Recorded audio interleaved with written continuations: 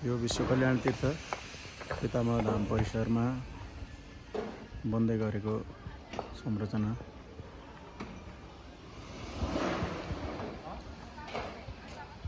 तल सटरहरू, माथि चाहिँ रुमहरू छ। आश्रम निर्माणको कार्य भइराखेको छ। अहिले यहाँ ब्लक बिछ्याउने काममा सेवा गरिराख्नु भएको छ साथीभाइहरू। फलामको काम, टोयलेट बाथरुममा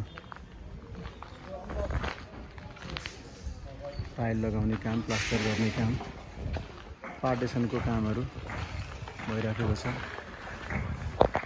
निकट भविष्यमा यहाँ बटुकहरू बस्ने गुरुकुल स्थापना गर्ने लक्ष्य राखिएको छ र यही आउँदो कार्तिक 24 देखि मङ्सिर 24 गतिसम्म विश्व कल्याण, राष्ट्र शान्ति, पितृउद्धार, विराट ज्ञान महायज्ञ त्यसै पितामह धाम के हातामा गर्ने योजना छ। त्यतिखेर यहाँ भक्तजनहरूलाई जलपान, प्रसादी र आवासीय सुविधाको लागि पनि काम लाग्ने बहुउपयोगी ट्रस्ट भवन निर्माण कार्यको अन्तिम चरणमा छ। यो 25 गतिको जन्मोत्सव कार्यक्रमलाई हामी यो ग्राउन्ड फ्लोरलाई तयार गरेर सफाई गरेर सञ्चालनमा ल्याउने योजना बनाइराखेका छौँ।